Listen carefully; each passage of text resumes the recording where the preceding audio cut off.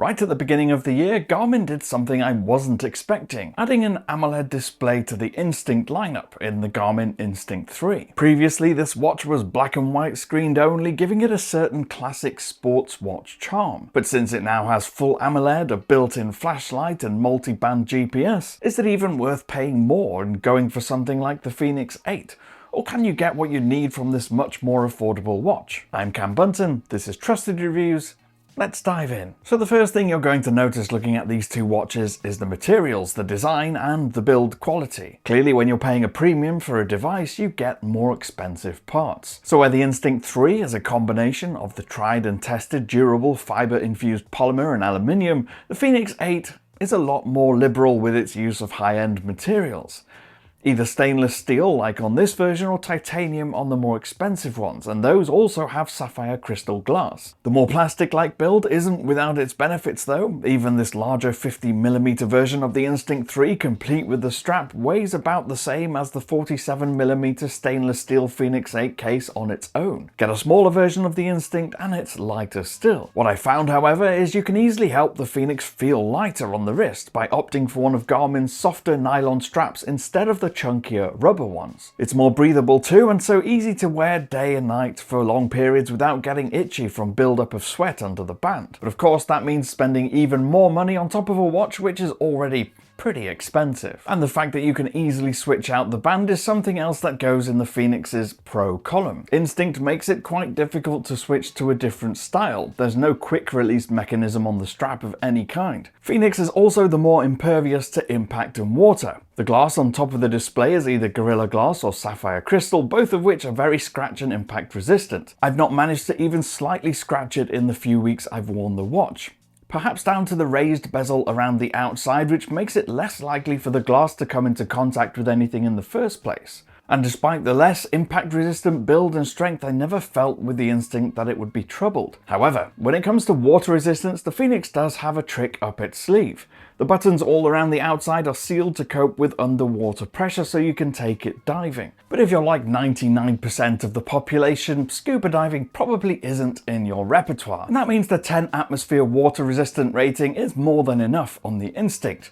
So you can take it out in the rain, take it on your sweatiest workouts, even go swimming at your local pool, and it will be fine. Now because both of these are seen as multi-sport outdoor watches, they both have the same 5-button control system. So you can interact with the interface on the screen just by pushing those physical buttons on the sides. In fact, that's the only way you can interact with the Instinct, because despite being AMOLED, there's no touchscreen, so you can't tap and swipe on the glass surface. For me personally, that's never been the way I like to interact with these watches anyway. It's fiddly and inconvenient when smartwatches are built around being controlled by the touchscreen, but having it as an option is useful at times. Which leads us nicely onto that display. Both, as I've mentioned, now come with AMOLED versions, and while that means they're both high contrast, saturated and easy to read, they're not identical. The AMOLED display on the Fenix, or at least the interface that runs on it, is richer. Colors do appear more saturated, but you also get richer, more detailed graphics than you do on the Instinct. The Instinct display and interface is a lot more like what the Epix Gen 2 had a couple of years ago, so it feels a generation or two behind where the Fenix is now. And refresh rates don't seem quite as smooth either, so when you're scrolling up and down the glances list, there's a little bit more jitteriness. I would argue though that having those nice rich graphics is something that's just nice to have, it's not essential.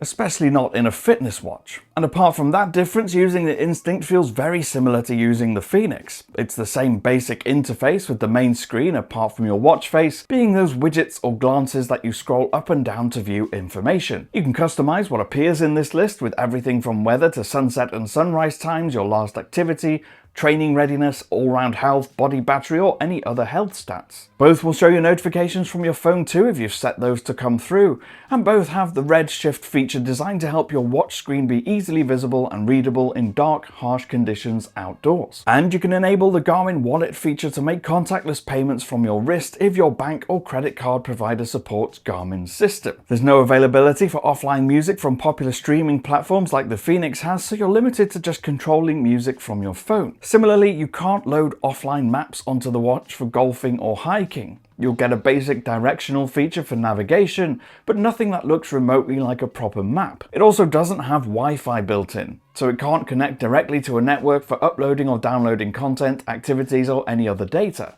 For some, missing those features might make it a no-go, at which point, instead of pointing you towards the Fenix 8, I might point you towards an older model. Something like the Epix or Fenix if you can find one at a cheaper price. That way you'll get all those features and you just miss out on the richer color AMOLED display. Now, the one disappointing thing about the Instinct 3 for me is that where a lot of Garmin's latest models have all been upgraded to include the more advanced Elevate 5 health sensing platform, the company stuck with the older sensors for the Instinct. Just one look at the underside and you can see the difference in the sensor makeup. It's a shame in a way because it means you don't get the ECG features. It's also missing the more responsive and more accurate heart rate sensor, so it's not as suited for those activities where your heart rate might jump or drop dramatically. The wider spread of lights on the Fenix and sensors and the Elevate 5 sensor mean it's better suited for any activity where your arm moves or bends a lot. But as disappointing as it is to not have the best available sensor in the new Instinct, for slower activities like walking, hiking, climbing and running, the end data you get from the Instinct is still largely the same. And so while you might miss some elements of data, you still get the all-important body battery and training readiness, which are important features for anyone looking to improve fitness, largely giving the same information and detail regardless of which one of these watches you go for. I also found with the Instinct that if you want reliable and accurate GPS and route tracking information, you have to enable the multi-band feature. For the first 2 or 3 runs and walks without it enabled, I found even in relatively clear areas under clear skies, the distance it measured was about 20 or 30 meters ahead every kilometer of any other watch I have. So by the time you've done 5k or think you have, you could be down by 100 or 150 meters. The further the run or the ride, the bigger that gap becomes between what the watch says and what any other tracker says. Switch multiband on and this problem pretty much goes away. It connects just as quickly as the Fenix and tracks the same distance and route to within 3 or 4 meters by the end of a 4 or 5k run or walk. Battery life is an interesting point of comparison because how good a battery life you get largely depends on a couple of things. First off, which size watch you get. The 50mm Instinct that I have here can go about 24 days from a full charge if you don't have the always on display enabled. The smaller 45mm model goes 18 days. The Fenix 8 isn't far off. This 47mm gets about 16 days and the 51mm model can get 28 or 29. For everyday usage then, there's not a huge amount in this. And if you really want long battery life with a screen that's always visible, you can always pick the solar models of both, which come with those older style transflective LCD displays. Now, battery life during actual activity tracking though, the Fenix is quite a lot better. Switch multiband GPS on and track an outdoor route and the Fenix's claim can reach about 60 hours of tracking before it dies. Instinct can do about 30. That's comparing the 50mm with the 51mm models. The smaller models, of course, don't quite go as far. So in the end, clearly, yes, the Fenix 8 is the better watch. I knew that before I started the comparison. But given that the cheapest AMOLED-equipped Instinct 3 is still less than half the price of the smallest, cheapest AMOLED Fenix 8, that's not really a surprise. So the question is, what do you want from a smart fitness watch? Because the Instinct ticks a lot of the right boxes.